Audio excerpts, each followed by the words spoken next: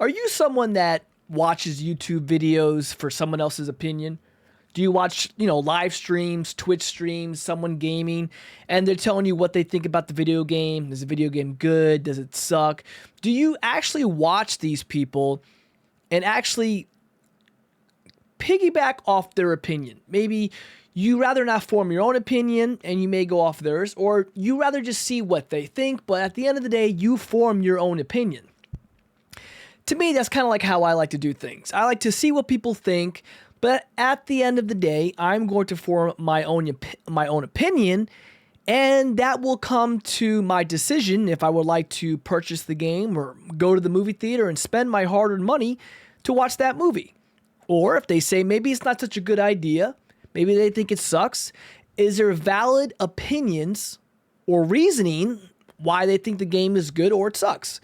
So I came across this article on VGC. You can read the entire thing in the description down below. It says Fallout's co-creator says some players are told by influencers what to think rather than forming their own opinions. Tim Kaine says he's concerned about the direction discourse will go in the future. Let's go through this article and see what he means by that. So Fallout co-creator and the Outer Worlds co-developer Tim Kaine has given his views on the growth of influencer culture and its power to not only form opinions on video games, but potentially dictate them. In a video on his personal YouTube channel, Kaine was asked by a subscriber to give his view on how the advent of social media and game streaming changed game design.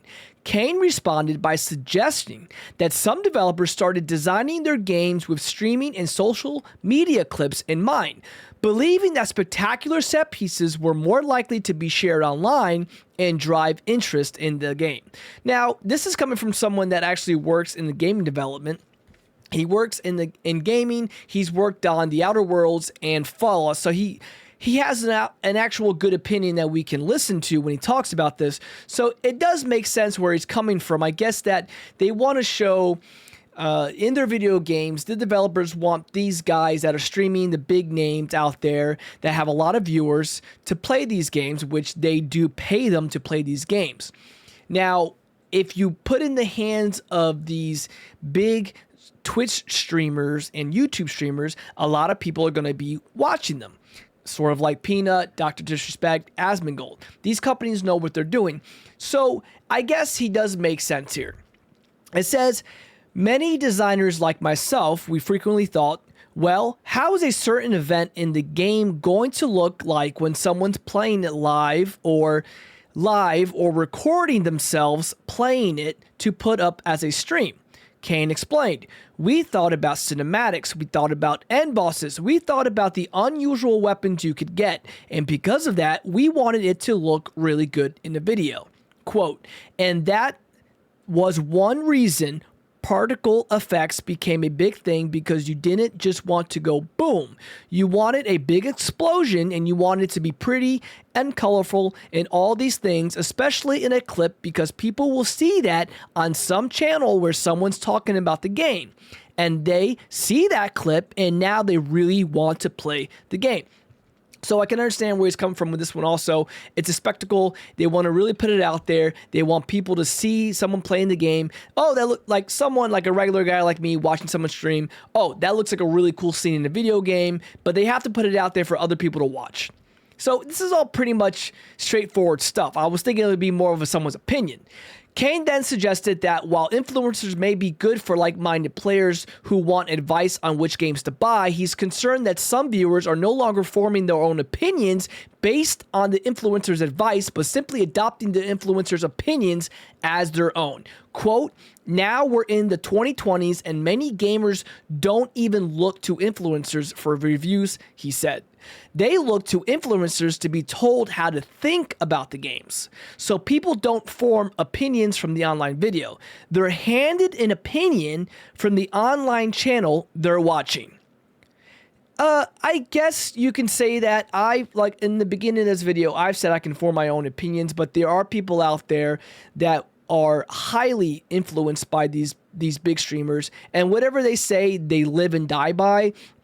I don't like that. I don't agree with that. I don't like that mentality. I don't like that way of going about your opinion. I think that's pretty stupid. I think that if you're interested in playing something or watching a movie and you really don't want anyone else's opinion, you just go straight to watching the movie or buying it. However, movies these days and video games are very expensive, and people are trying to save money and trying to make ends meet. So just, spending money on video games and movies and they end up sucking or not good or, silly and woke and really stupid, you know what? That's most likely going to be a waste of money for a lot of people, including myself. It says here, quote, what this means is I've seen reviews go from, quote, this game has less combat and more puzzles and dialogues for you to interact with than the other game, to this game is stupid and slow-paced and made for casuals.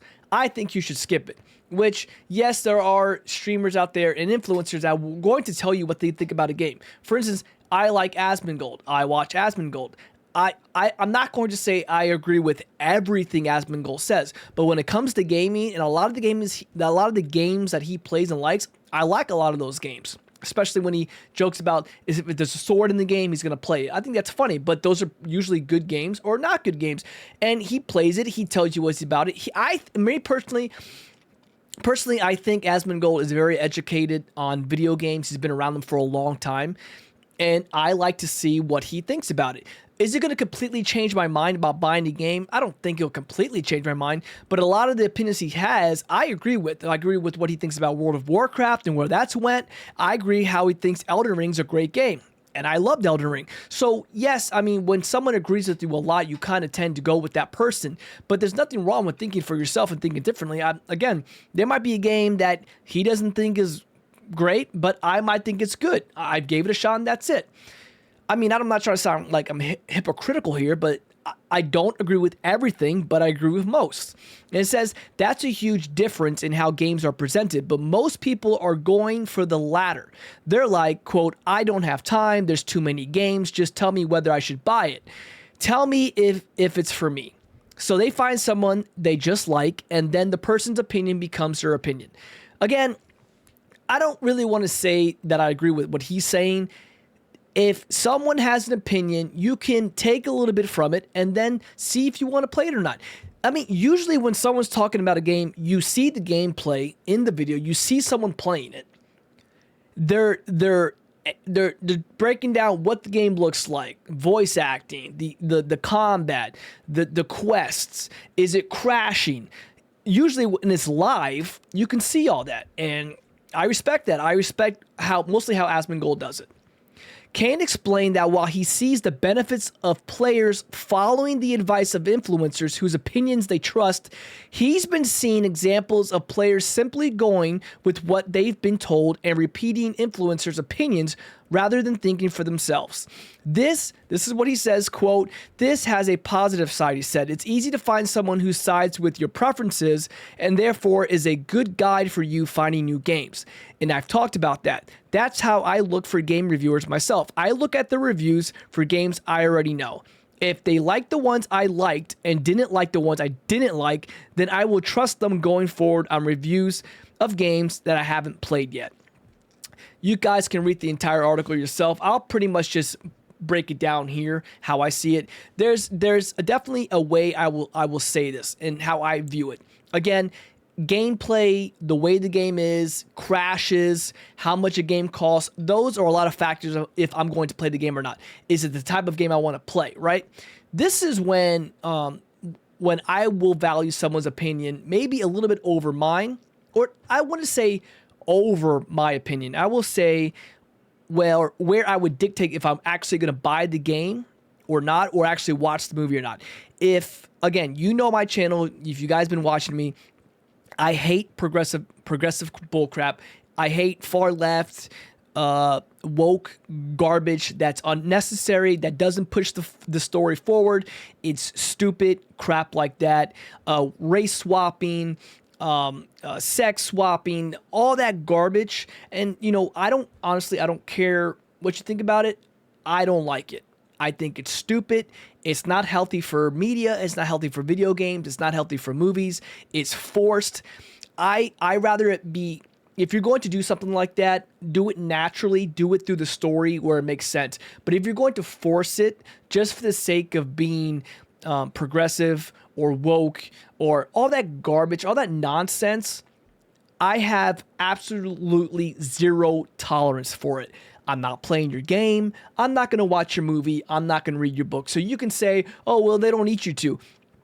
That's fine, but at the end of the day, it's a business and they do need money, and they do need my money. They need money to continue to do this garbage, and they're not going to get my money. I work hard for it, and I'm not going to spend it on a garbage like that. So when someone can come through with the facts and I can actually see it in a game and I can tell by their opinion of them playing it, like Asmongold has, and he has influenced me in a sense that he's talked about it, and he's expressed how he thinks about it, which we're both in the same terms about that, I won't buy the game or I won't watch that movie.